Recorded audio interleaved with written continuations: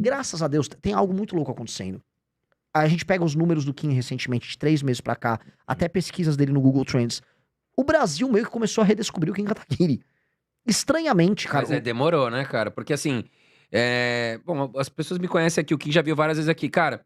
E eu sempre falo, o Kim é um dos únicos deputados que eu vejo o trabalho.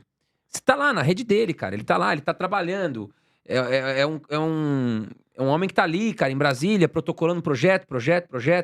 A gente vê que o nosso dinheiro tá sendo investido em alguma coisa. Mas eu não vejo isso acontecer com muitos deputados por aí, né? Não, e existe uma outra coisa que eu O Kim é um deputado que trabalha mesmo. Sim. As pessoas Eu às não vezes... tenho nada, não tenho nem amizade com o Kim, tá? O Kim veio aqui entrevistado, eu Não, respeito é uma questão muito ele. objetiva. O Congresso em Foco fez uma pesquisa dos deputados... Isso é uma coisa objetiva, tá? Quais os deputados mais produtivos? O Kim Kataguiri é o deputado mais produtivo do Brasil. Eu nem sei dizer, mas acho que ele é o deputado mais produtivo da história da redemocratização até agora. Nunca ninguém produziu mais do que o Kim. Ponto. Isso não tem o que falar. Ele é viciado em trabalho, né, meu? Muito, ele é Além muito dos louco. desenhos lá dos Pokémon, Sim. É trabalho de... ele trabalha 16 horas, 17 horas por dia, um pouco de sono e o resto um tiquinho de Pokémon aí. Esses bichinhos que ele gosta. E existe uma coisa que é o seguinte, cara. O brasileiro é personalista. O brasileiro sempre quer, em alguma instância, gostar de alguém. Eu vou trazer aqui um nome pra você começar a gostar. Você tem que começar a gostar do Renan. Você tem que começar a conhecer o Renan e entender quem é o Renan. Tá. Quem que é esse cara que apareceu aí, meio descabelado, tal, muito louco? O Renan Calheiros? Faz tempo que ele tá aí na pista. Pois é, velho. Eu vou falar um negócio pra você, cara. Todo MBL, a gente... tem muitos porta-vozes no MBL, né? Tem eu, tem o Kim, tem o Guto, tem a qual Amanda. é a força do MBL hoje em Brasília, Arthur? Cara, hoje em Brasília, institucionalmente, é só o Kim. É só o Kim. Só que nós temos muita força midiática, muito por conta, inclusive, da galera que esteve com a gente. Isso é uma coisa, cara, que é do caralho. E saiu da cabeça desse cara. Que é uma galera que... Eu vou explicar isso aqui, você vai entender. O Renan, ele nunca imaginou o MBL como algo populista. O Renan nunca imaginou o seguinte: cara, nós temos que fazer um vídeo pra pegar 10 milhões de visualizações falando que as pessoas querem ouvir. Ele nunca pensou assim. Ele sempre pensou assim: a gente precisa ter uma turma de pessoas que vão entender onde a gente quer chegar. E essa turma de pessoas vai chamar os seus pra vir. E esses vão chamar os deles, e assim por diante. Hoje, a gente tem muita influência no Brasil, e a gente consegue pautar, por exemplo, projeto de lei anti-Oruan que pautou o Brasil em segurança pública, né? Nós estamos vendo, inclusive, agora o PCC sendo considerado organização terrorista, tudo isso por conta do que a gente está fazendo, cara. Porque esse cara imaginou uma rede de pessoas que iam entender que a gente tinha que olhar para o mesmo lugar e passar todos os desafios juntos. Cara, passar pelo que a gente passou quando a gente criticou, quando a gente ousou discordar do Bolsonaro em 2019, a gente derreteu de verdade, não foi modo de falar. A gente perdeu, tipo assim, 60% do nosso público numa briga. E aí a gente teve que se unir e o Renan falou o seguinte, velho, alguém aqui quer pedir desculpa? Fique à vontade, pede desculpa e vai lá, volta pro final da fila do Bolsonaro e seja grande. Vai lá, vai fazer o que o Holiday fez. Alguém quer aqui fazer? Eu não vou fazer do MBL, é isso? O Holiday era do MBL. Alguém quer fazer isso? Ou vocês querem aqui remar contra a maré e vai ser foda? Pô, eu quero remar contra a maré, eu também. E a gente formou esse time. Este time hoje pauta o Brasil de uma forma muito mais sólida por conta do que ele imaginou. Então, quando você pensa, puta, cara, mas eu queria gostar de alguém, cara. E eu sei, porque eu tenho essa sensação às vezes. Pô, eu quero uma referência pra falar pra mim de esporte. Eu quero um cara que... Porra, eu não tô afim de pesquisar tudo. Eu quero ouvir o que esse cara tem pra dizer, porque eu sei que a opinião dele... Eu sei que eu quero parecer com esse cara. Queira parecer com o Renan. Eu acho que daqui hoje já vai muita gente começar a seguir o Renan. Vocês que é precisam candidato conhecer. a presidente, né? A gente tá cuidado. querendo. A gente tá querendo. Ele ainda tá na recusa. Ele ainda tá no auto-engano que ele não vai ser. Mas nas pesquisas já tinha 5%, eu acho. Ele né? nem fez campanha, irmão. Ele nem fez campanha, cara. Isso é que eu tô falando. O cara nem fez campanha. E por que isso aconteceu? Por causa da nossa galera, velho. Assim, a gente tem uma galera muito a nossa fechada, galera é foda, muito meu. fechada. E as redes sociais, nossa hoje galera até é foda. queria perguntar pra você. A força das redes sociais pra 2026, ela é de extrema importância. Porque eu acho que hoje a televisão ela tem um espaço significativo. Mas vocês não acham que a rede social hoje é o caminho mais forte pra alguém conseguir ter força de marketing, pra conseguir... E aí nós vamos voltar naquele negócio. Os Estados Unidos têm a força das Big Techs. Google, Meta, Instagram e tudo mais. Vocês não acham que muito disso vai passar pela mão ali do Trump? E talvez seja... Por que eu vou te falar isso? Porque o Elias Jabbour teve aqui. É uma boa leitura. O Elias Jabbour teve aqui, né? Ele é esquerdista, comunista. Sim. E ele me disse, eu estou com medo de relação da esquerda. Ele citou, não lembro se foi com essas palavras. Por quê? Porque a rede social ela é muito forte. E o Trump tem as big techs na mão dele. E eles vão direcionar muito conteúdo para quem ele quer. E, teoricamente, seria a direita, né? Essa importância das redes sociais, e como é que vocês vão usar isso a favor de vocês também? Primeira coisa, assim, o que a gente tá vendo recentemente tinha aumento do poder de fogo da esquerda nas redes sociais. A esquerda no Brasil, ela tá ficando cada vez mais equipada. E aquilo que falava assim, a direita vai melhor que a esquerda em redes. Tipo, a direita ainda vai melhor no YouTube. Ainda vai melhor no YouTube. No Twitter, a esquerda, ela tá cada vez mais poderosa.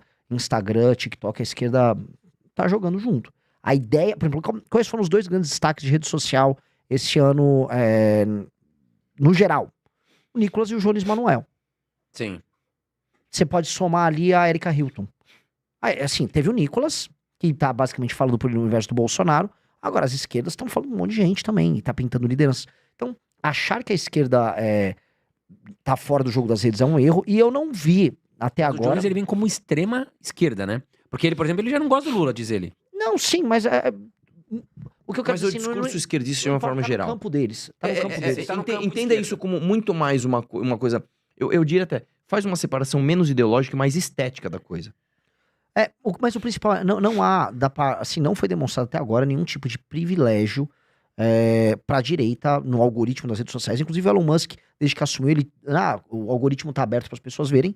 E não me parece que a esquerda tá tendo, vamos dizer, uma defasagem, especialmente no debate público aqui no Brasil. O que todo o discurso de direita que antigamente era censurado, ele não é mais. Então você tem todo tipo de discurso de direita de pé, sem ser derrubado, e alguns discursos, tanto de direita quanto de esquerda, extremamente agressivos e indo pra caminhos que não vou nem citar o nome aqui pra não atrapalhar o seu algoritmo, de pé. Então você vai pegar discursos supremacistas da parte da direita, supremacista, ok, rodando, e você vai pegar alguns discursos pró-uso de violência da esquerda também rolando. Isso está rolando. O Twitter meio que permitiu. Agora, o algoritmo beneficia este ou aquele? Por enquanto não parece ser o caso. Eu não vejo a esquerda deficitária nesses termos, ainda que eles gostariam de ter redes sociais proprietárias. O que eu vejo no fim do dia, e acho que esse é a falta de um horizonte de discurso para eles ganharem eleições. Você não acha? Só comentar, por isso que os comunistas crescem. O que um esquerdista hoje, pró-PT, tem a oferecer além de um discurso... o outro é fascista e a gente cuida do pobre. Esse é um discurso meio vazio. O que na Argentina a esquerda tinha a oferecer contra o Milei? Nada. O que o comunista... Por que o comunista volta a aparecer? Porque ele propõe um horizonte muito diferente. Eu tô propondo uma revolução que o proletariado... Ou seja, ele voltou no tempo 100 anos pra falar, é isso aqui. Isso aqui te permite sonhar um horizonte para além do capitalismo. Tudo que a esquerda propõe, a esquerda normal propõe aqui nos Estados Unidos e na Europa, é tipo, woke, imigrantes, isso na Europa, não sei o que, mais direitos. São mini reformas que puxam para um lado. Não é um horizonte novo. Os comunistas crescem porque eles oferecem um horizonte novo. E estão oferecendo um horizonte novo mesmo. No nosso campo, a gente está oferecendo um horizonte novo. Que é o problema da direita aqui. Tem um projeto, né? Um projeto. De chacoalhar o Brasil, né? Por exemplo, Falando em projeto, eu tô ensaiando aqui pra te dar o livro pra você falar pra ele. Sim. Não, mas assim, a gente já fala desse primeiro fascículo. Eu vou vou virar o entrevistador e você é o entrevistado. Como você imaginaria o Brasil no final de 2030 com um governo que funciona bem? Vamos lá, na parte econômica, o que você gostaria de ver em termos de taxa de juros? Qual seria uma taxa de juros factível e boa? Cara, vamos falar 6, 7%? Não vamos, pé no chão. Impressionante. Crescimento econômico, final de 2030. Cara... 4,5, 5, vai. Por ano? Num ano. Terminando bem, assim. 5% ao ano, acho que tá ok. Ok. Vamos falar aí, o que você, em termos de investimento em infraestrutura, o que você estaria vendo isso acontecer? Coisas que você estaria imaginando, isso tá acontecendo. Pô, cara, muito mais transporte público, muito mais hospital, muito mais logística. Logística em especial. Portos, aeroportos energia. com qualidade, sistema de energia. Ok. Crime, taxa de homicídios mais Queda, baixa. né? Exato. E roubos e assaltos. Mais gente presa ou mais gente solta? Cara, mais gente... Puta, aí você Não me é uma pegou, porque assim, pegadinha. a ideia seria mais gente solta pelo fato da gente ter Sim, mas em uma 4 educação. anos. Em 4 Não, anos. mais presa, né? Mais gente presa, ok. Mais presídios também. Mais pessoas vivendo essa cultura bacana que a gente tem na favela, muito legal, ou menos favela? Menos favela. 0 favela, se possível, né? Ótimo. reparou que assim, o seu horizonte imaginativo é muito similar ao nosso. Sim. O que a gente está propondo é o seguinte: vamos olhar esse horizonte no final de 2030 e vamos falar o que a gente precisa fazer de lá para cá. E esse é isso. Então, assim, para você ter uns juros, eu nem falo 6 e 7, vamos falar 5%. Porque quando o Temer fez a PEC do teto e Bateu andou, 7. bateu 7 para 6. Sem nenhuma reforma Sem nenhuma grande grande tinha passado. reforma. Foi a Foi primeirona. a primeira, a PEC do teto, ajustes que eles começaram a fazer umas PPIs, e aí havia a expectativa da Previdência. Cara, o juros caiu para 6 a 7% em 2016 para 17, acho que foi, 17. Então, Acho calma. que foi dezembro de 16 ou Ah. sei lá. Foi... Então teve. Tá. Pra gente ter uns juros a 5. Aí vamos ver todas as reformas que vai fazer. Aquela PEC que o Kim entrou, que foi criada pelos técnicos da Câmara e do Senado, ela já permitiria em 10 anos uma economia orçamentária de 3,3 tri. Só que sem estimar o que você economizaria com a redução dos juros. Porque quando você vai falar da redução dos juros, cada ponto percentual de juros, se eu não me engano, são 50 bi. 50 bi que você economiza no orçamento no ano.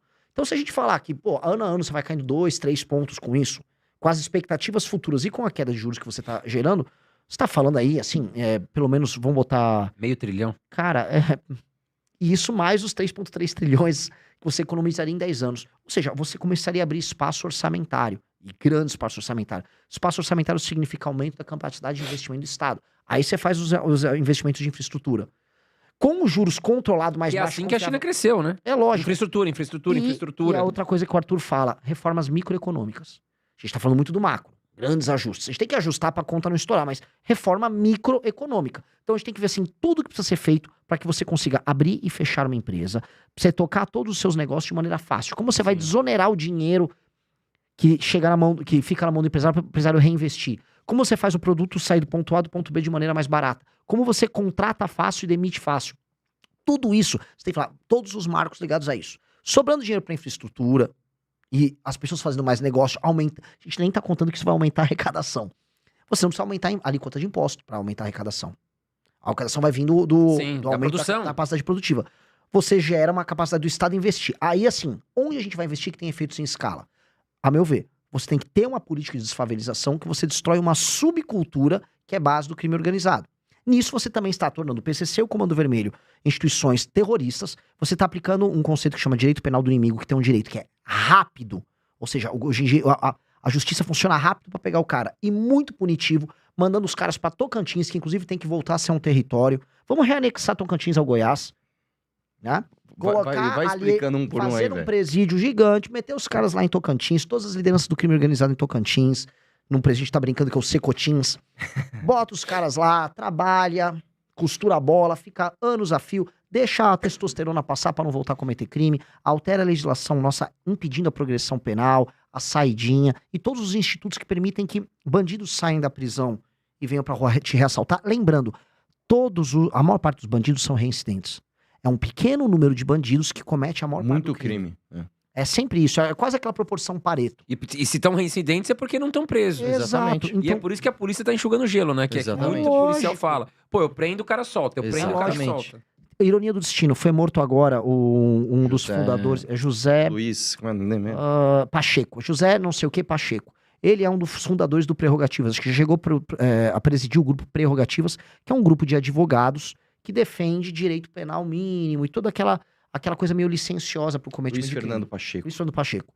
O Luiz Fernando Pacheco, Só um corte, desculpa. Você sabia que ele foi expulso pela segurança do STF? Porque ele tava discutindo com o Joaquim Barbosa. O Joaquim Barbosa manda o segurança tirar ele daqui e tiraram ele. Eu reagi na live hoje isso. nossa. O grupo dele é contra você acabar, por exemplo, com a ideia da progressão penal.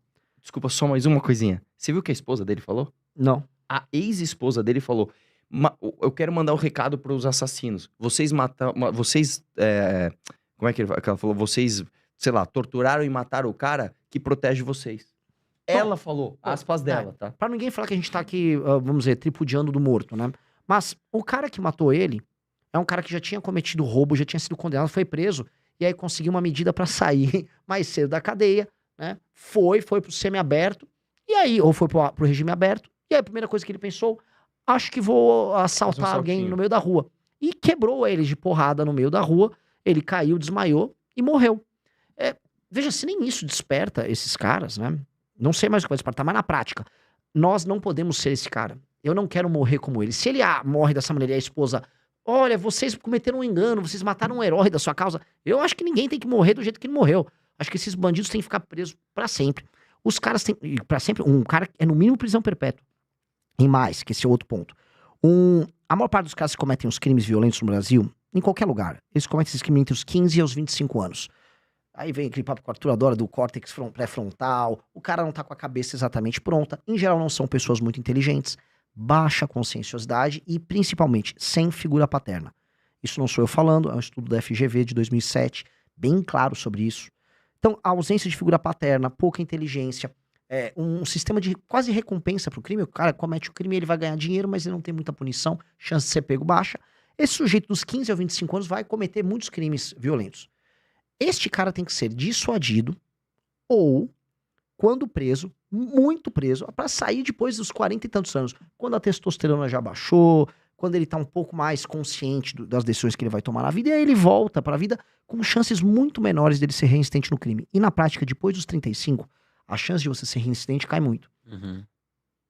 Cara, isso é fácil de fazer. É só alterar não só as leis do Código Penal, o Código de Processo Penal também, e a mentalidade da nossa justiça. Então, este Brasil que você estava falando assim no final, o que você gostaria de ver no final de 2030? A gente tem um plano.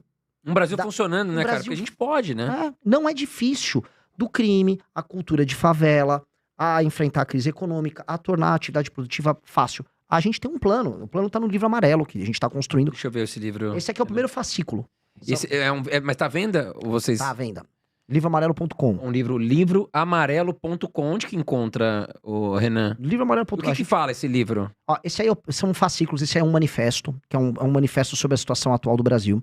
Depois a gente começa a explicar do passado do Brasil, o que nós imaginamos pro futuro e todas as medidas. Ele já tá no livro 5. Vai sair o 6º livro ainda esse ano. Fascículo. E aí no final, no meio do ano que vem, nós vamos lançar aí sim o compilado que é o livro amarelo. Vocês falam bastante do Neymar aqui, tô vendo. Eu abri 3 páginas pelo menos, ou 4. Sim, é que o primeiro livro é um manifesto e a gente pega a seguinte situação. No final de 2023, e chega a ser irônico, todas as atenções nos Estados Unidos, da parte econômica e tecnologia, estavam olhando o lançamento da Starship, a nave do Elon Musk, que ele pretende mandar para Marte. E é um colosso de tecnologia. Você ficar basicamente erguendo um prédio em diversos andares, mandando pro espaço e voltando. Então tava todo mundo olhando ali, nossa, olha só, olhando pro Produção espaço. em massa, em linha, né? É um negócio sensacional, os motores dele. E o Brasil tava olhando pra onde? Pro mar. E o que tava acontecendo no mar? O Neymar tava fazendo um cruzeiro. E ele chamou o Oruan, ele chamou aquele TH, aquele que foi preso. TH Joias. TH Joias, todos os influencers brasileiros. Eles deram um golpe em umas crianças junto com a Blaze, que acharam que ia ter um cruzeiro educativo com o Neymar. Foi um cruzeiro da putaria com o Neymar. E todo o lixo da cultura pop brasileira tava lá. Se aquele cruzeiro afundasse, tirando as crianças, coitadas, as vítimas ali, ninguém sofre. Assim, o Brasil teria até uma melhoria na mentalidade. O IDEB aumenta, O IDEB aumenta. Mas pena, coitado, só se houvesse uns botes pras crianças e pros funcionários do barco, o resto ali a gente não ia perder nada com o fim do TH Joias, do Oruan, do Neymar e companhia, da Blaze que patrocinou o barco. Pois bem, a gente faz uma comparação da situação de um país que só sabe falar de como vender curso para dar golpe nas pessoas, tráfico de drogas sendo naturalizado, jogo do tigrinho, baixa produtividade, que é a comparação de um barco do Neymar, com um primeiro mundo que está falando sobre espaço, inteligência artificial, sobre o uso de tecnologia e materiais raros para confecção de naves e tecnologia. Ou seja, um mundo que dá certo versus o Brasil que virou uma piada. Nós não precisamos ser uma piada. E acho que o que a gente está propondo nada nos diz que nós temos que ser uma piada para sempre. A gente escolheu ser uma piada. É uma decisão das nossas elites de anos de falar, não, a gente vai ser uma piada, a gente vai dar errado. O que a gente está propondo cara, a gente não precisa ser uma piada e a gente está disposto a chegar no poder e tomar as decisões mais duras e impopulares possíveis. Não precisa nos reeleger depois. Só da gente tomar essas decisões duras... Colocar no eixo, né? A gente coloca o Brasil no eixo. E aí cria os instrumentos, inclusive para o Brasil não sair do eixo novamente. Porque o brasileiro adora sair no eixo. E o principal delas, a gente pode falar depois aqui, é mudar o sistema de incentivos da política. O sistema de incentivos de outras áreas. Todo mundo sabe que o sistema de incentivo certo, você consegue as recompensas certas. O sistema de incentivo da política é o pior possível. Se você altera tudo isso que a gente comentou, e ainda o sistema de incentivo, cara, dá pra ser otimista com o futuro do Brasil. Gostou do vídeo? Para mais vídeos como esse, se inscreva no canal Inevitável Cortes, deixe o like, comente abaixo o que achou, vire membro do canal por apenas R$ 3,99 e tenha acesso a benefícios exclusivos, Te vejo no próximo vídeo.